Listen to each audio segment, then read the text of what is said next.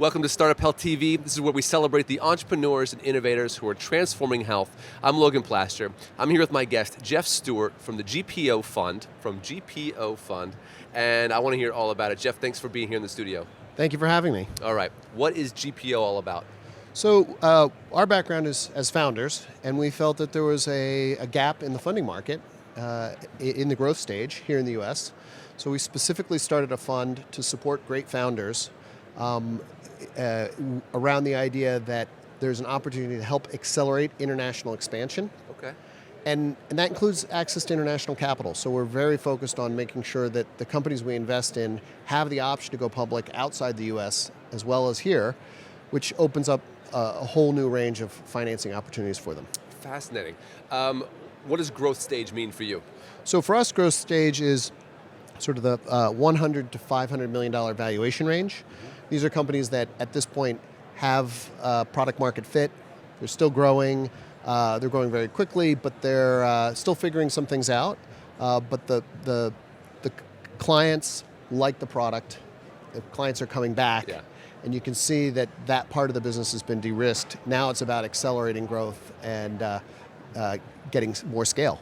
What branch of global expansion are you most excited about? If you see a company that's really hot in the United States, do you tend towards like, oh, you should break into the European market, you should break into the Latin American market? It really depends on the business. Okay. But what I think a lot of traditional American investors underappreciate that most customers is outside the United States. Right. And most capital is outside the United States.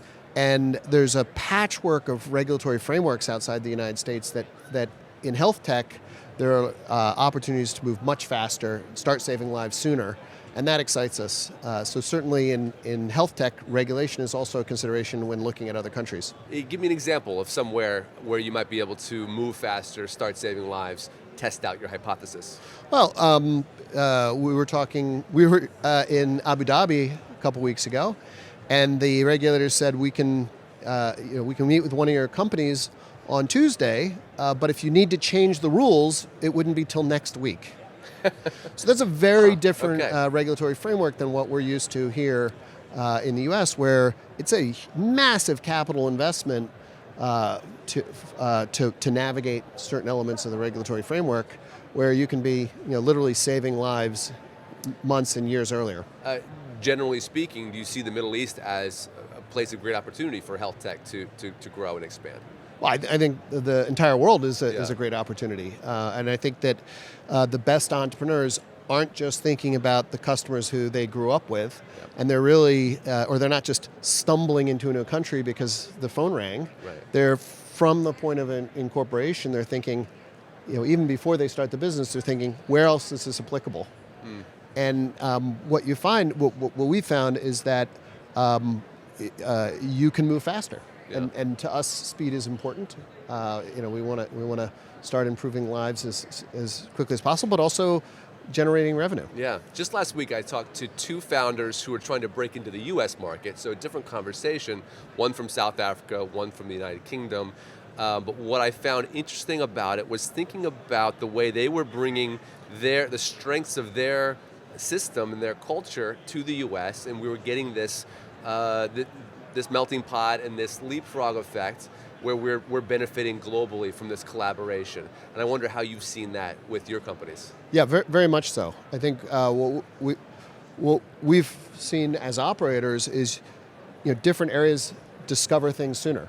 So because of the diversity of where your customers are, you're getting a diversity of ideas, diversity of feedback, and then you take those best practices and you adapt them for different environments, but it allows you to innovate faster, and it's an innovation economy. Yeah. Are there verticals in health tech that you're most excited about, things you're seeing around this show that excites you? Yeah, our background is in artificial intelligence and on the software side, and it's moving fast. Yeah, you can see it really coming together. Yes. So I think we're drawn towards large data sets, deep analysis of those data sets, and there's a lot of companies that have audacious goals here. Yeah, now we're moving away from being excited about AI and all the applications of it, getting very specific. Are there specific use cases that you're really excited about? Well, I mean, I think the Egyptians 4,000 years ago looked at the brain and thought it was a useless organ, and they basically, when they mummified, they threw it out because they said, "Why? It's just an unnecessary." I think when it comes to genetics and the biome and our body, there's huge elements that we are yet to explore. So I'm excited about where we're seeing progress, but I'm also excited about the breakthroughs that are imminent. Yeah. I understand you have a history working with StartUpHealth and working with the founders, Stephen Krein and Unity Stokes. What's that history been like? Well, we met. We both started our first businesses years ago and have known each other from the startup community. And what's always impressed me about Steve and Unity and their vision is the idea that if you have a process, if you have a repeatable process, you have a more predictable outcome. And they're really applying that to healthcare and to startups, and not just saying, oh, that's a good startup, let's support them, but actually saying, how do we build a process around it? How do we connect them to the right resources? And that creates a process that's continually improving. And I see it, every time I talk to them, they've tweaked their educational platform. Yeah. And it's really exciting to see. Their algorithm for success, for achieving health moonshots. Yeah. Your team is made of founders, and you work with founders. So thinking about what you look for in a leader, what are some of the intangibles that let you know this isn't just another good team, but this is one that can go the distance?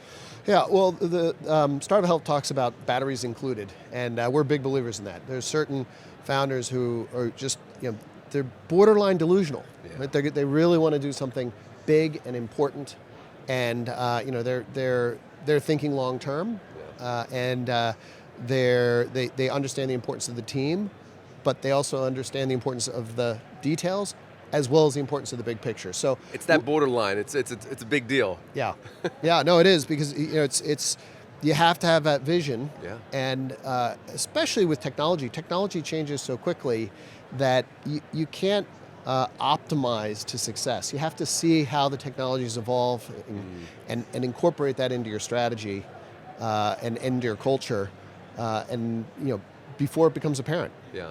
Any red flags when you're assessing a company or founder? Well, at the stage we invest, they will have started to build out their management team. So I think a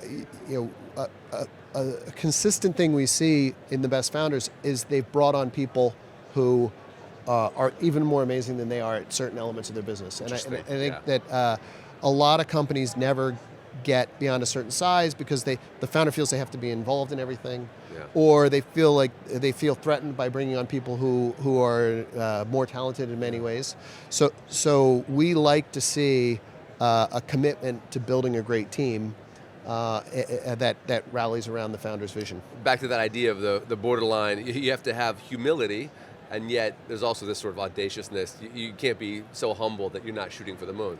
Exactly. It's a mix. It's a spectrum. Exactly. And for us, the international element is a key part of that. Yeah. What kinds of founders have you found have a global ambition?